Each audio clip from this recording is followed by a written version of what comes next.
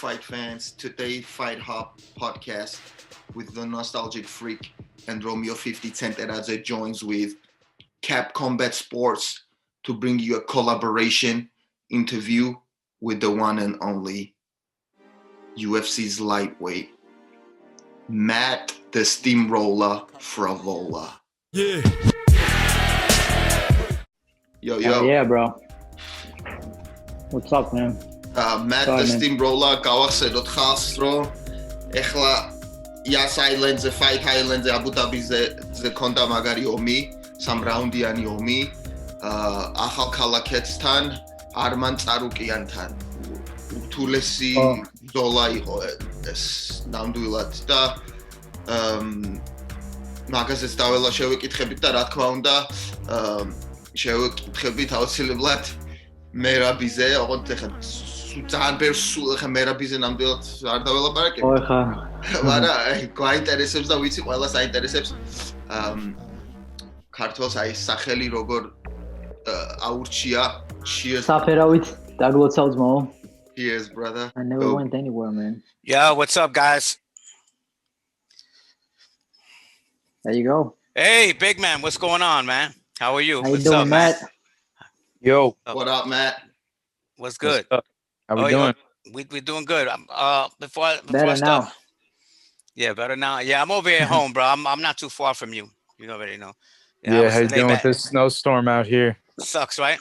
Yeah, it's Yeah. it's coming down right down now. good. Yeah, if I open up the curtains up back here, my lady was like, the light, the glare was like it was giving off some crazy shit over. You miss the Abu Dhabi weather?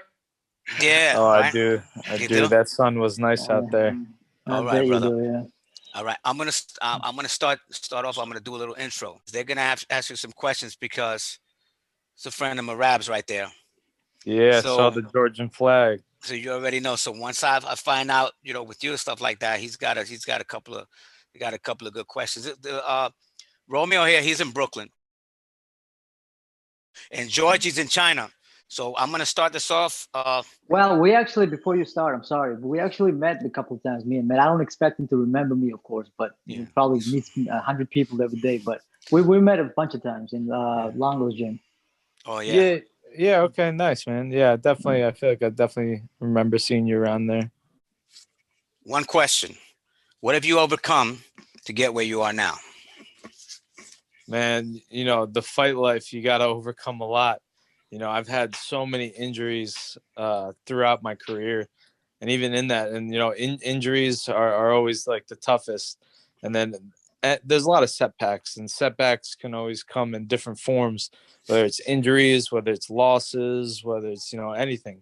But I always said that setbacks and like small losses like that really define who you are, and the way you come back from a setback is gonna dictate what kind of person you are. And I always said that. So after every setback, I make sure to put in the work and come back stronger.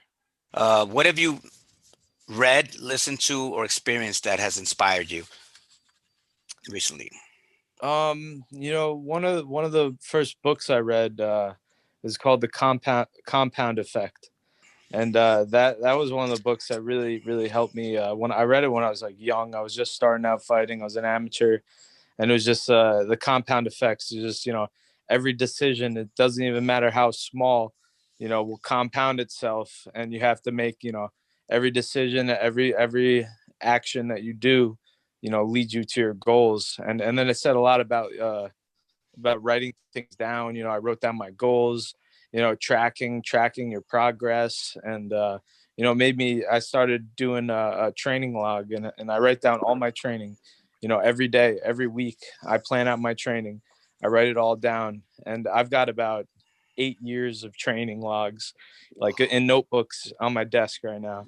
Wow. And I always, every fight camp, I always look back. And that's really where my confidence comes, is from my hard work.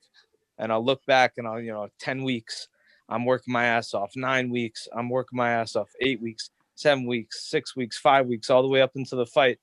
And then that fight week, I look back at my fight camp and I'm like, damn, I've been crushing it these 10 weeks.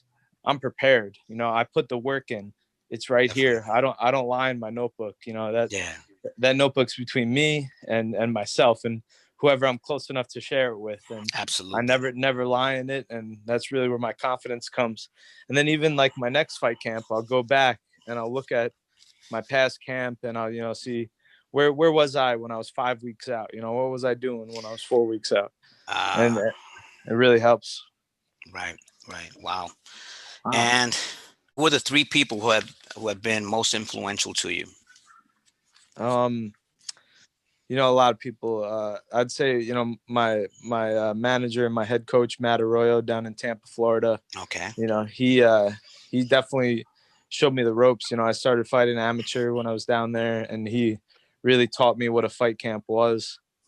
And then after that, the legend, Ray Longo, Oh, having Ray Godfather, Longo Oh, with New me. New York rapper, man. That guy. the Godfather. Tell you, man. What he do? What? Yeah, just yeah. just hearing Ray Longo's name, it lights up my face every time. Sure, I man. know. I mean, he's as real as it gets. Yeah, He'll beautiful tell man. you how it is, and no sugarcoat. He's as real as it gets, and you need that on your team. Yeah. You need a coach that's going to tell you, you got to be sparring more. After this fight, I went and talked to him, and he knew that I fought hard, but he was like, listen, we got to do boxing rounds. So now that's something I'm going to start adding in, doing more just straight boxing rounds, and that's the kind of coach you need on your team. Yeah.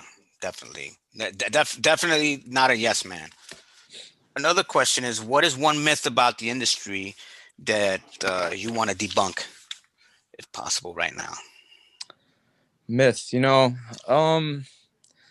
I guess a lot of people say weight cutting is definitely really dangerous, like if you do it the wrong way. Hmm. But if you're disciplined and and living the martial artist lifestyle, and your body, and at the professional level, you need to have found your right weight class, and you have to found, figured out your body, know your body through Exactly. your amateurs, through when you're younger. So by the time you're at the pro level, you should have your weight cut down, and it won't be dangerous as long as you do it the right way. Yeah. It's part of the sport, and that's why it blows my mind that all these professionals, even at the UFC level, are missing weight, are getting like Yeah. are collapsing and like not like fit after weight cut to fight. It's like, come on, that's amateur shit. Yeah. Yeah. Fair enough. Especially if the other pros are Wasn't what? show up for work prepared. Yeah, wasn't your last fight? Did Arman miss weight for your last fight as Yeah, well? yeah, he did. Right. Yeah, Yeah. he missed weight, but that last weigh-in was definitely it was a whirlwind. He probably found out. I mean, I was cutting weight, everything. I was out in Fight Island. It was a day of weigh-ins, and I had 3 pounds left to cut, and I was right on schedule. It's never easy, but it's always, I'm always right on schedule with it. And my coach walks in, and he's like, yeah, Ottman's out. The UFC cut him and just didn't. And I was like, I was like, unbelievable. This is Wow. unbelievable. But you know, and then he told me he can't tell me why. Like, and he's like, they'll tell us at weigh-ins, but he was like, still, cut the weight, make weight, and you'll be a replacement. You could be fighting Michael Chandler, you could be Wow. fighting Dustin Poirier. That's what I was hoping. Yeah. I was looking. It was, and having to cut that last 3 pounds, without an opponent, definitely sucked. It was Yeah. like because your mind, you're cutting weight, and I was like, man, might not even have to fight. I might not even get to fight, and it was a rough weight cut that sense, but the weight fell off easy. Yeah. It's Yeah. crazy how quickly things change, like Yeah, it within a really is. moment, and then it's difficult for you to sometimes adjust your mindset Yeah. because you are planning for certain things, and then the new changes it changes your mindset. Like your thinking is affected by that, and what you were saying about keeping a log, like your diary, I think that's like um, you're using your thoughts to have a positive outcome in whatever you're doing. 100%. Yeah. fighting is just as much mental as it is physical, and that's it. Every fight I have a warrior mindset, and one of my coach always told me, he was like, there's warriors and there's athletes, and say like the day of the fight, you know somebody, your hands aren't wrapped right, your hands are too tight, you don't have a good warm up, those are like athletes be like, oh, I didn't have a good warm up, my hands weren't taped right, so this happened, I didn't have the right breakfast, I didn't, whatever, and then they'll build excuses in their mind. But a warrior mindset is it doesn't matter what happens, you put in the work. It does, like, especially, fight week, the day of the fight, it doesn't matter. You put the work in, you're a warrior, you're gonna show up and you're gonna be prepared to fight. And whatever happens, you're prepared for a 15-minute fight and you go in there and you do it. And that's how I always have, is a warrior mindset. Another question: 100. Is there anyone on your team at Law MMA or in Tampa who we should be looking out for? Oh my God, there's so many many, right? That's like another show. Yeah. That's another show. But at Law, you got great, a great guy at 55, Nazim. Nas is coming. And then you got right at 55. He's my neighbor, basically. Yeah, Nas is a beast. He's gonna be, he'll have a fight soon and he'll show. And then you got Dylan, you got Charlie, all at 55 as well. Pumi. Yeah, and then you got Pumi coming. Like, Jesus Christ, that guy's good.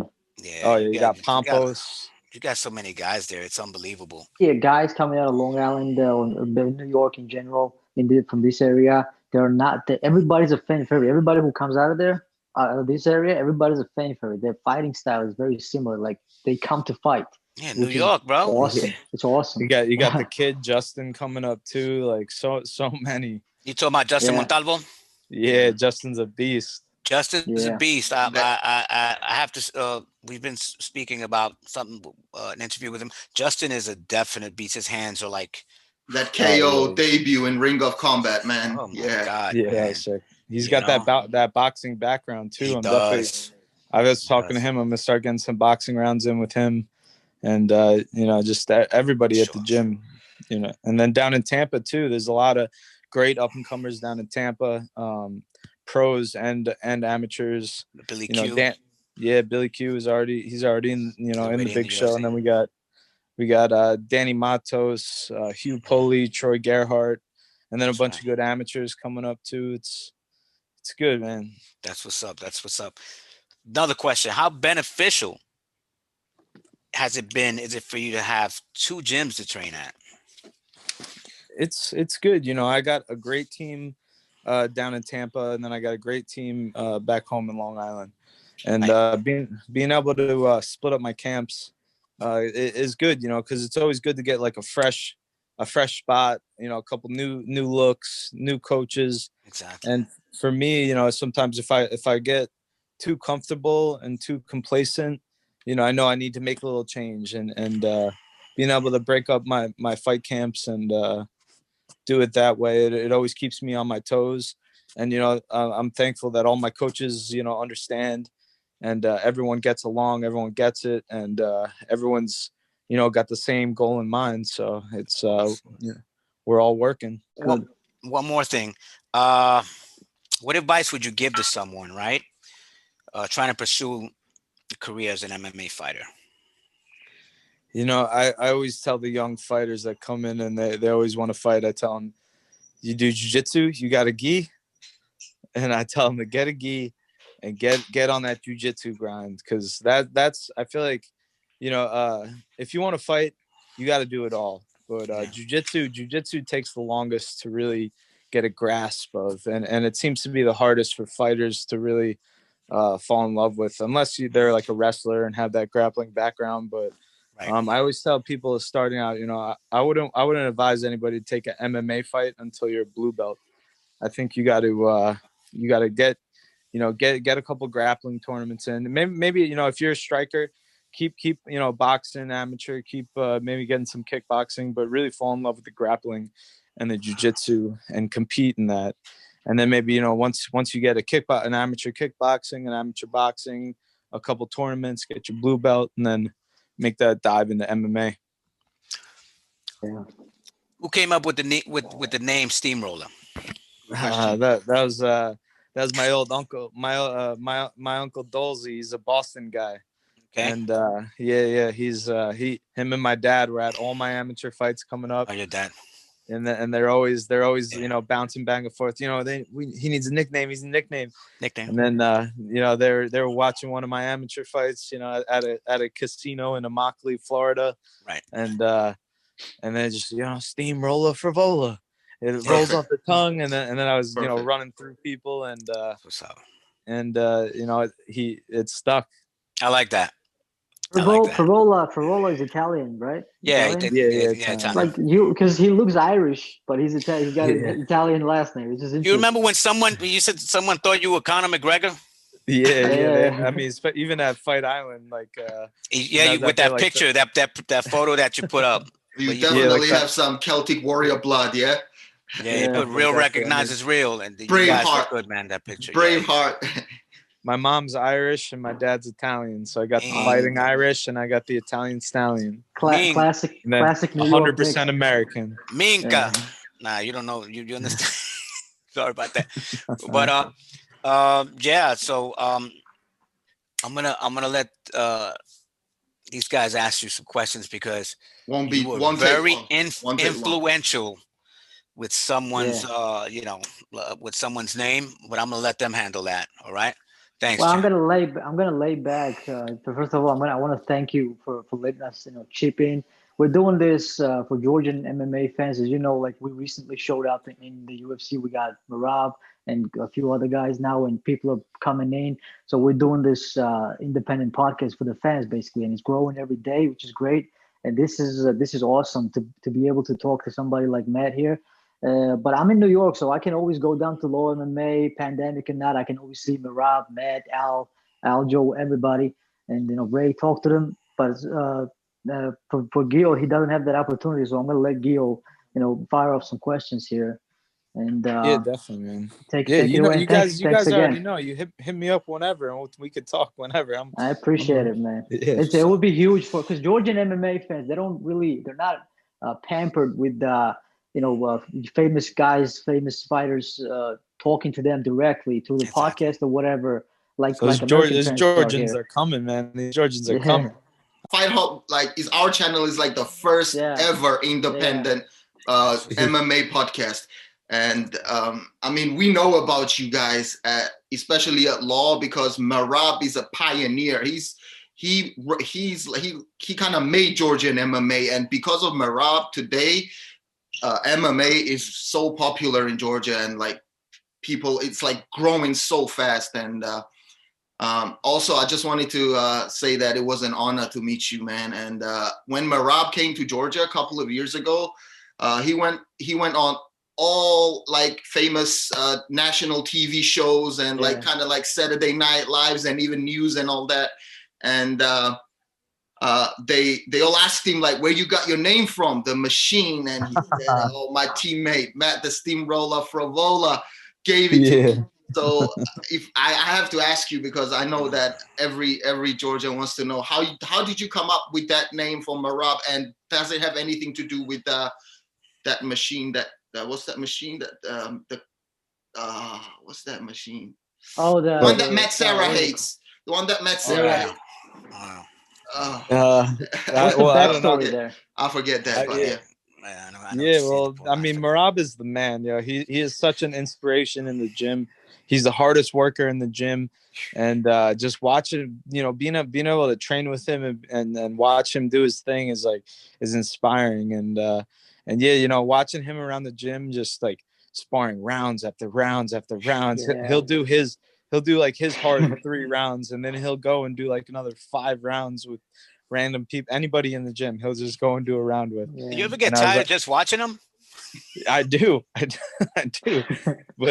start sweating. I was watching him doing it, and I was like, pretty man. Unbelievable. And I was always thinking, I always said, Marab, you're gonna be a superstar. And I was like, to get the American audience to really buy into it. Marab is an easy name, but I was like, you need a nickname, you need something. And then finally I was like throwing out nicknames. I was like, "You're a machine, bro. Like you don't And stop." it's stuck And then I was perfectly, like, man. I mean, great and I was like, job. "Marab, you're the machine, the machine." Yeah. That's And what's up. then I planted the seed. I started, saying it around the gym. And the thing with nicknames is you can't force a nickname. You can't. You can't Yeah. you can't force it. You plant the seed, you see if it picks up steam. So I planted that seed of the machine, Yeah. and then everyone started picking up steam, and now he is the machine. And Yeah. I'm happy for Right. the kid. Yeah, man. That nickname is so perfect. That could be like your second profession, like Yeah, picking yeah. nicknames for people. That like I is mean, perfect. I got one good one. Like I said, I always see the amateurs and like the ones that stick out to me. I'm Yeah. always thinking about nicknames, so we'll see. Right. Respect that Georgians get at low MMA because of Marab now. When I first came into low MMA just to train, and he was like, who are nobody knew me, of course. And they were like, "Oh, you Georgian? Go ahead, go inside, change whatever, do what go train with Yeah. whoever you want." So that was awesome. That was awesome feeling. I mean, Marab is the first Georgian I ever met, but I love all Georgians now just I because of appreciate it, Marab. man. And we don't get a lot of support because we're a small country. We know, but not a lot of people know about us. But whoever supports us, we ride or die with them. Like That's what I love. anybody. On Go ahead, behalf Gil. of Sorry. all Georgia, and all MMA fans, I thank you, sir. It was an honor, and I'm not gonna, take. I don't want to take too much of your time, but like we gotta know what's your ideal like a plan of like how active do you plan to stay this year? Yeah. Like, I definitely want to stay as active as possible. I'm getting back into training, getting getting the juices flowing, and everybody's different. Like you look at a guy like Marab, that dude stays ready. He's like Yeah. and that's just his build. A guy like me, a little bit more. I have my balance. So I'll have my fight, and then I gotta let my body almost reset, and now I start building back up. And I'm talking to my manager about like April, May. So I definitely want a quick turnaround and get a good fight in April or May is what I'm looking at. And then after that, stay as busy as possible. Get out there, get a big win, no injuries. Get right back to it. it was an A absolute. quick question, Matt. Does it feel different fighting on a Conor McGregor card? Oh yeah, yeah. It was It does, right? yeah, it was definitely a different just a different atmosphere. Even fight Yeah. week. I mean, when I was in Abu Dhabi, there was two pools there at the W Hotel, and the one pool was like the party pool where everyone would go to, but then the other pool was like a bigger pool where I would go there because I would swim. I would do some laps, Yeah. and McGregor would pull up to that pool every day with his whole crew, his like bodyguards and stuff. And Yeah. so I got to kind of chill with McGregor at the pool like a couple days while I was in there. Real It recognize was so real. cool. Real Yeah, recognize Real real. recognize real. he All was the he was time. way more humble than you would think, and it was Despite it was all this cool to. shit and shenanigans, I think Man. it's not a bad guy. He's a Yeah, good guy. I liked the new kind of McGregor you saw during the last two fights. Yeah. It kind of seems like he's more mature, and I get it. Yeah. You got to sell the fight and all that, but I'm a martial artist and I respect that. Of course. How he is, Yeah. I like Conor McGregor also. Not for none. and we'll see. Yeah. It's But it'll be exciting to see how he comes back from that loss. yeah. Especially if he takes the Alaya Quinta fight, like he said he Oh wanted. yeah, that's the one he needs to. He Yeah. needs That's to the take one he Ally needs. Quinta. Ally Quinta, that's another dude, man. Oh yeah, I can't I wait. love Can't that. wait to see Al back at it. Ugh. I know we're running out of time, but Matt, I mean, this might be interesting for you. I met Al in Uber the first time. Oh yeah, Yeah. I was the That's driver funny. too. Oh shit, man. I was like, Imagine I'm friends with I Marab. didn't know that. He was like, really? he picks That's up Yeah, it Al was funny. in a fun. car in an Uber. Yeah. It was funny, man. Turn around and say, "Stay out." It was a couple summers ago, a couple summers back. It was nice. Yeah, one more thing, right? Where can our viewers find you online? The best spot is Instagram, Steamroller Frevola _MMA. I mainly do all my posting on there, but get me on Facebook too, and yeah, you can follow the journey. Hey, thank you. Thank Appreciate you. it, sir. Yeah, thanks guys. Hit me up whenever you want to talk. We Thank you so appreciate much. it, Will man. do, man. Matt Steamroller Frevola. Check him out. Support him. He's a hell of a fighter, man. Just watch Good him. luck, brother. We'll see. Warrior. Best of luck. And I guys, want to see you enjoy soon. Take care, brother. Enjoy that Super Bowl. Best country, Georgia! Ah! Let's go, man! Yeah.